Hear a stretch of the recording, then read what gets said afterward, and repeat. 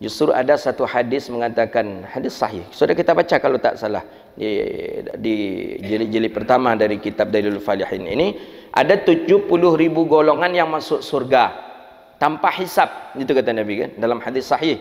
Ada 70.000 golongan manusia, golongan umatku kata Rasulullah, yadkhulunal jannata bighairi hisab, mereka masuk surga tanpa pakai hisab. 70.000 golongan masuk surga. Yang tidak masuk di antara 70.000 golongan itu, ada dalam riwayat yang lain, di antaranya siapa?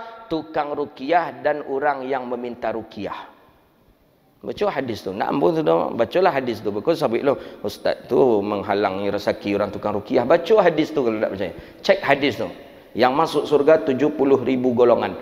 Kecuali, tengok kecualinya siapa saja. Di antaranya orang tukang ruqyah dan orang yang mendatangi tukang ruqyah untuk minta ruqyah.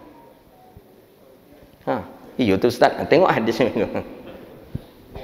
Kalau baca panjang mengomberang kawan kamu bengko, ustaz malang ala rezeki ambo kan ni. Tapi kan pernah saya jelaskan kan bagaimana hukum ruqyah kan. Ruqyah yang paling afdal tu ruqyah mandiri.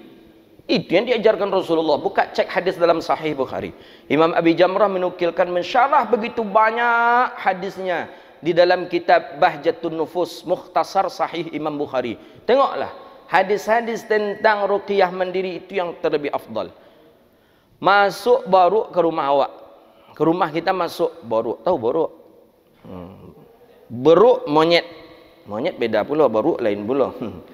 Dicigak dikincahlah rumah awak tu saudara dek baruk tadi. Piring dilempar, pop, gelas habis dia, lemari dikuncang-kuncangnya. Habis ada kain dibuangnya. Kita imbau orang dari luar untuk mengusir baruk tadi. Pak, tolong pak. Yang terlebih afdal awak dulu mengusirnya, wa ambil kayu, wa tokok, wa ambil golok kita usir ya, atau lebih afdal wa undang orang lain, wa imbau orang untuk mengusirnya. Mana yang lebih encak? Encak lah awak lah. Orang tu kalau ia dapat orang tu, kalau takutlah orang tu je baru, kan tambah habis ya pecah piring. Awak nampak ini langsung ambil kayu, ada kayu langsung lempar, ada golok langsung musnahkan dia dulu. Kita dulu jin di dalam, iblis ada di dalam. Kita minta orang lain mengeluarkan. Bagaimana cara pola pikir kita? Kita dulu yang mengeluarkan. Itulah ruqyah mandiri namanya. Ada ruqyah mandiri ada. Tengok Nabi mengajarkan kepada Sayyidah Aisyah. Dalam Bahjatun Nufus itu jelas betul itu Imam Abi Jamrah mensyarahkan ini. Dengan mengambil air atau tidak, dengan cara ruqyah mandiri, ambil wuduk, setelah ambil wuduk kita salat 2 rakaat, ketika kita akan tidur berbaring di atas tempat tidur, letakkan tangan di mulut, baca Al-Fatihah 7 kali, baca ayat kursi sekali, baca Qul a'udzu birabbil falaq, Qul huwallah 3 kali, Qul a'udzu birabbil falaq 3 kali, Qul a'udzu birabbin nas 3 kali, wa nafatha, kemudian tiupkan nafatha. Nafatha beda dengan nafakha. Nafakha tiup tanpa mengeluarkan udara, tanpa mengeluarkan uap. Tapi kalau nafatha sambil mengeluarkan uapnya, agak basah sedikit, begitu dia. Agak lambuk keluarnya gitu dia. Sedikit saja, jangan banyak-banyak. Setelah itu usapkan ke wajah kita, ke bagian depan terlebih dahulu sampai ke ujung kaki, habis itu bagian belakang, terus amalkanlah itu. La yadurruhu syai', tidak ada yang bisa memberi mudarat. Atau kepada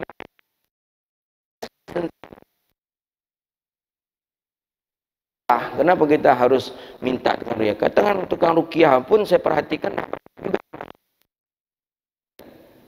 cara meruqyah ya sebagian.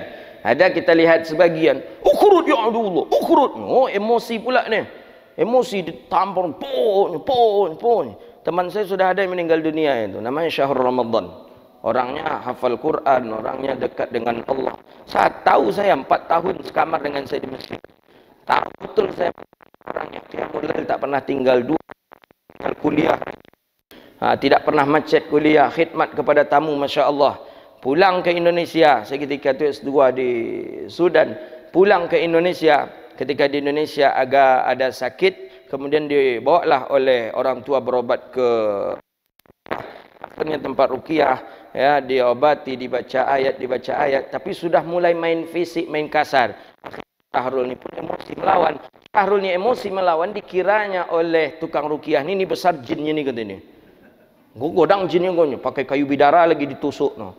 Tusuk sampai lembam daripada tubuh kawan saya tadi. Jadi ketika saya balik Sudan, saya jumpa, kenapa enterol? Itulah kawan kata, awak ke orang tua kita payah. Kenapa? Ambo sakit dibawanya ke tukang rukiah kata.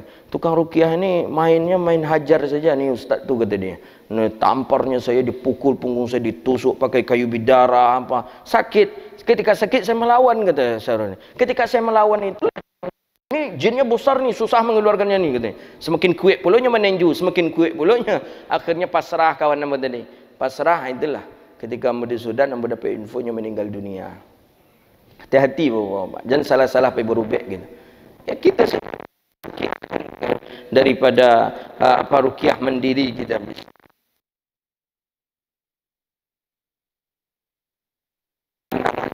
Ya puasa. Tinkan membaca beberapa hizib, beberapa wirid, insyaallah aman ini. Aman.